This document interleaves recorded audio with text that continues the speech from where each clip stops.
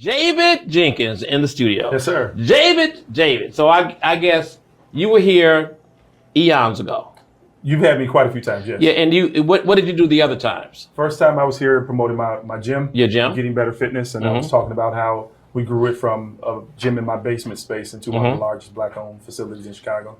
So you're entrepreneurial. Yes, sir. What made you like that? The long story is watching my mother struggle through trying to make it. But the short story is my mother built me strong. So that's what made me this way. Your mother built you strong. Yes, sir. All right. So how did that happen? I mean, a lot of people. So you were raised by your mother. Yes. All right. Did you know your father? I did. You knew your father, Yes, but he wasn't there with you. No, he was absent. He was in and out. He was in and out. Yeah, but he wasn't there. All right. So talk to all the people that sit where you sat or where you sit, and how did that happen? How did your mom build you strong? You know, that's a really, really good question. And it speaks to the heart of what we're here today to talk about. My mother, she had this work mentality that basically decided that every day she's got to wake up and work. Every day it was get up, go to work, make sure you make all the ends meet so that you can sit down and rest at the end of the day. And I watched her do that every single day in, day out of her life. And to the point where it got to where I had to become her caregiver. And in watching her do all of that, I learned that there's no shortcuts. You have to work hard each and every day. You have to make your word be your bond. And you have to leave your name in a room where people will talk good about it. Yes. And I learned that from her, just watching her hustle. And you said watching. You said building, and when you describe your mother and yourself, so it's difficult for people to be what they cannot see. And what you saw was someone who set a template for you, and you followed that template. Absolutely. And you wrote a book. I did. And tell everybody the title of your book. The name of my book is entitled Illegitimate, Redefining the Outcome. Illegitimate, Redefining the Outcome. Yes, sir. Yes. All right. Why that title? The title is based off of my mother's experience. My mother was born in a place called Dixon State Hospital. For people who are listening, back in the 40s, Dixon State Hospital was an insane asylum, basically. It was a place where people were sent who had mental problems. It was entitled The School for the Epileptic and Feeble-Minded. My maternal grandmother at the time was 16 years old and had been sexually assaulted. And they sent her there because there was no father, there was no husband to have this baby. And when my mother was born, because there was no father, they stamped illegitimate on her birth certificate, to the point where my mother was so shamed about that anytime she had to present her legal documents, she tried to find a way to not present her birth certificate. She would throw it out. And one of her biggest fears was having children outside of wedlock.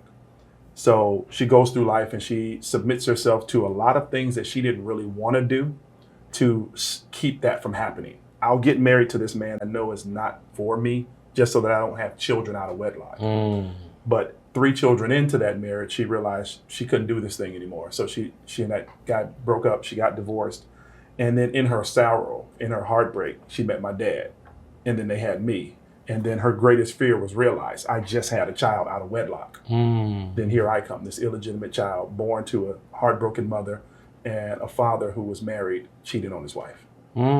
So my book is about me overcoming that stigma that's attached to being a bastard child, illegitimate child, and trying to redefine who society normally would say I would be, and my circumstances would try to turn me into. So that's where the title came from. At what age did you find out that, you were illegitimate? I mean, as a kid, if somebody said that to you, would that have bothered you? It bothered me because I knew early on that my father, the name on my birth certificate was not my father's name. I knew that early on. And my mother— Who told you that? My mother did. Okay. She told me, she named me Jenkins because she didn't want all of her sons having different last names. Got it. She didn't want, if our names were put in print somewhere, she didn't want to see Julius Jenkins, John Jenkins, Jock Jenkins, David Jackson. She didn't want to see that. But it was also her hiding her own fears. So she told me that early on, but I didn't catch the stigma until later in life when I started looking at my brothers were light-skinned and short, and I'm tall and dark. Their attributes are different than mine. Things that we like are different, and I never felt comfortable around them. So then I noticed that there was a difference, and there was a difference in the neighborhood. There was a difference amongst the teachers. I was being accused and associated with things that they had done wrong, to the point where I would be judged because of their actions, rightfully so, because they were terrible in the neighborhood. But it caused a lot of consternation, man. It was just me trying to figure out how to overcome all of that and be my own person. And those are some of the stories that I outline in the book. And I think that, especially for your listeners, that they will find a commonality in that. So some people will see themselves in my story, and hopefully they will find the courage to, one, overcome whatever's holding them down, and two, become what they dream to be. So when you were a child, Sure. Let's say in elementary school, did you know from your mother in elementary school, like some of this story, that you know how you came to be, and then how she felt about that? Did you know any of that? Not in elementary school, no. High school? I started learning in high school the details behind how I was born. When you started learning that, did that change your behavior, like, in any way? It did. Was it drastic? It was. It made you do what? Well, these are really good questions. I tried to live up to my brother's legacy, their reputation, some of the things that they did in the neighborhoods. I tried to live up to that. I wanted to be one of them Jenkins boys. You know, I'm gonna act like they act. So I would treat people how they treated folks. I would act out accordingly. And these things, they didn't fit me. They didn't fit my personality, to the point where, thankfully, teachers and pastors and things saw it and said, something's not right. This isn't you. This isn't how you're supposed to be. You could see in my eyes that I wasn't this person, and they put me on a path. So yeah, I did act out in a lot of ways. Became very real girl crazy, very disrespectful to young ladies at times, mimicking behaviors that I saw. Started becoming a bit of a bully in some instances, and come home at night mad at myself because I was doing to others what my brothers was doing to me. Got it. Yeah. But you knew somewhere in you, did you know that you had, now be real transparent with this. Sure. That you had leadership qualities at that time. Did you know that or not? Did you know that? I would say I didn't know that I had leadership quality. Did you want to stand out? I always wanted to be up front. You wanted to be up front. Is that why you became a preacher? Yes. I told my mother when I was in 4th grade I wanted to be a civil rights leader. Got it. I should take my Bible to school, and for what? I didn't even know how to read it, but I've always wanted to be out front. Yes. I've always wanted to be the person who led people through struggle. Yeah. I would have these fantasies. Is that because you saw some struggle in your life? Definitely. So you want to lead other people through those struggles. Yes. So you have children. I do. You're married. Yes. This is your first and only marriage. This is my second marriage. Your second marriage. My first marriage. Yeah, I had one child. My first marriage. Okay. Me and my first wife got divorced, and then Wendy and I got together. And we got married. Did any of what you dealt with affect your first marriage? I would say yes, it did. I would say yes, it did. It affected, especially my relationship with my father. I would go into deep depression about my father, and I know that affected how I related to my first wife. You know, and I would go into these moments of depression and sadness and anger sometimes, and I know that affected her. Do you know why your father was not around as much? He was married. That's right. He was married. He was married. He couldn't be around as much. He couldn't be. And then when he and his first wife got separated, he could have been, but then he had another mistress by the name of bourbon and rum. I got it. He was an alcoholic. Yeah. So those things kept him away. He would come around from time to time, but it was never enough to make a difference. And you went to Julian High School, and you used. Not everybody does this. Not everybody knows how to do this, but you obviously used your pain to become progress for so many people, because helping people to reshape their thinking, their bodies, their minds, the way they functioned. You know, you did that, and you did it using your leadership ability. Yeah. You know, I mean, and that leadership ability has blessed so many people, and that leadership ability really came from the example that your mother gave. Absolutely. And then I watch you in social media deal with the loss was that was your mom that that was my mom that passed in 20. And that was like a couple of years ago? 23. 23. Yeah. I watch you deal with that. So walk everybody through how you did. We take these classes in college, death and dying and all these classes. How do you deal with someone who actually singularly was the reason through her pain help you be an overcomer yourself and then be the answer for so many other people? How did you deal with that? So take people where you really were when you were dealing with your mother, because people see people die, and of course you don't want to lose anybody in your family. Right. But you dealt with that, plus you dealt with someone who actually, like clay on a wheel, molded you. I tell the people all the time, my mother was my first teacher. Mm-hmm. And she was also my favorite book. My mother, she got sick in 2020 with dementia. And from 2020 till the day she died, my favorite book, every single day lost a page. But I knew that book from backwards. I could recite every title, every letter out of that book. But every day that I went to that book, a different page was missing. At first, it wasn't a lot to notice a difference in the story. But as we got down towards the end, pages became chapters and chapters became the whole book. Mm. And what I mean by that is she began to diminish. And I likened it to an ice cube on a table. Mm. At first, when you're looking at that ice cube, it looks fine. Then over a period of time, it starts melting away and it turns into a puddle of water. Mm. My mother, she poured into me so much love and kindness. And regardless of everything that I went through with my brothers or with society or whatever, she was always there to pick up the pieces. Mm-hmm. She wanted me to learn life and not baby me through life. So when I was hurt over my father, she wouldn't step in and say, hey, we're not going to let this happen again. She would let me learn my father. When I was upset or my brothers were messing with me, she would let me learn to fight so that I could be strong enough to deal with things coming. And she taught me everything that I know, AC. Mm-hmm. And the moment I realized that she couldn't teach me anymore and I had to start taking care of her, I had to take steps to become for her what she was for me, to protect her, to care for her, to watch over her, to make sure that she had her daily needs met. And that process was hard because I didn't know what to do. I didn't know how to take care of an elderly woman with dementia. Mm-hmm. I had no training in that area. I had no understanding, knowledge, or skill. But then I had to learn quick. And when I say I had to learn quick, I had to learn during a time when COVID was going on and you couldn't get doctor's appointments. So all of the doctor's appointments was online. And you had to learn this while you were dealing emotionally with your mom, your mentor, disappearing, your caretaker. Just, yep. Wow. Yep. So for the people out there, there's so many layers to your story, obviously. Yeah. How many chapters in this book? There's 16 chapters in the book. 16 chapters and 90,000 words. and what did you do? You when you were laying it out, were you typing on a computer and laying out the book?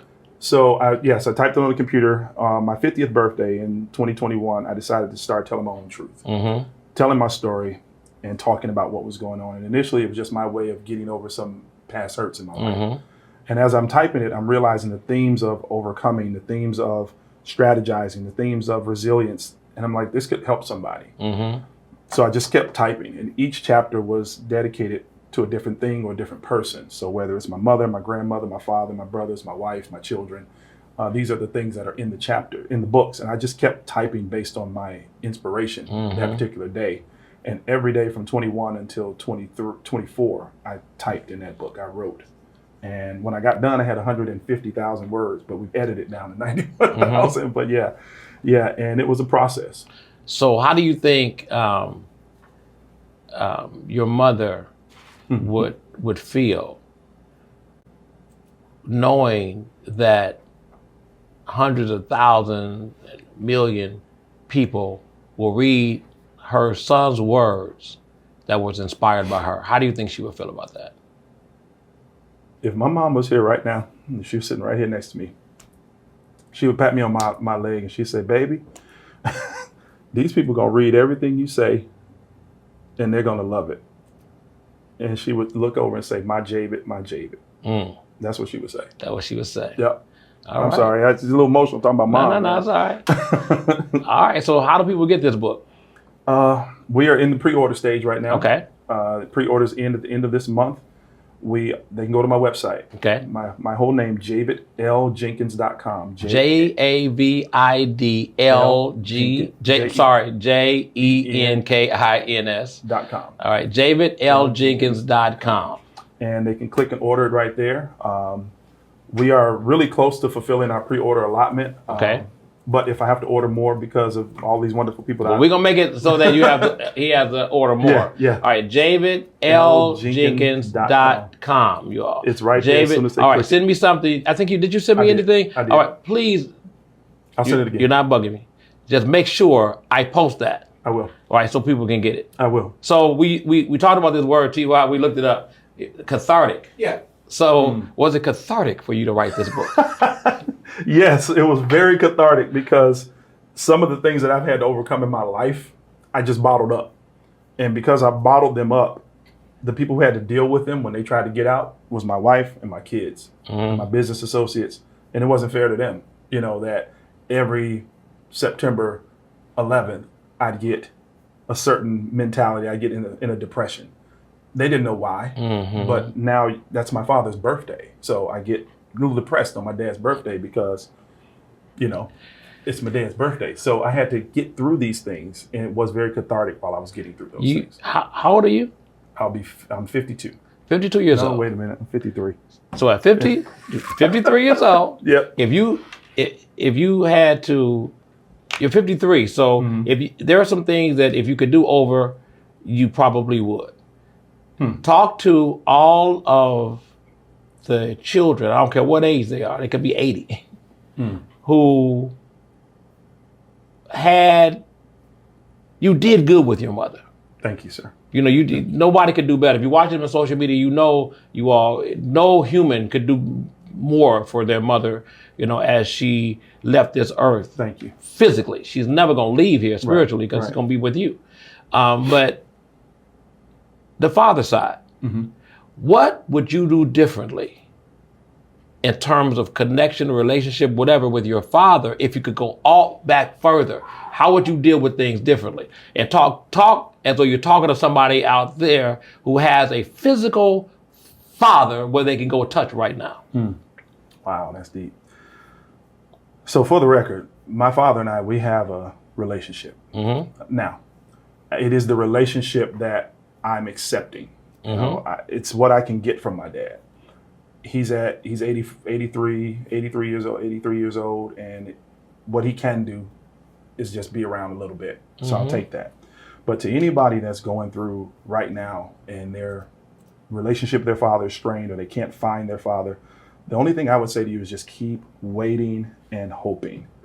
Unfortunately, fathers, they do what they can with the light that they're given. And at the time that my father... Say that again. They do what they can with the light that they're given. They do what they can with the light that they're given. And at the time, my dad, he didn't have the tools to be a father. He had all the skill. He had the potential to be a great father, but he had his own demons he was fighting. Demons that I don't know about. We've not talked about these things. So he was drowning those demons with alcohol. He was drowning those demons with avoidance. He wasn't abusive. He just wasn't there. So I would tell people, you can't expect a father that doesn't have tools to build a house. You can't. He doesn't have the tools to do it. You want him to build shelter over you. He doesn't have the ability to do it. So you have to find where your father's ability is and meet him there. And if you can't teach him to build or show him how to, or if he doesn't want to learn to build, then that's your father. That's the father you have. That's right. And I can't go to war because my father wasn't there for me. I'm not going to be Epsilon going after David because he wasn't there for me. I'm going to take the father I got and love him for who he is. But I'm going to make sure I am not that father to my kids. I'm going to make sure that I provide for my children what I wanted for myself and then some.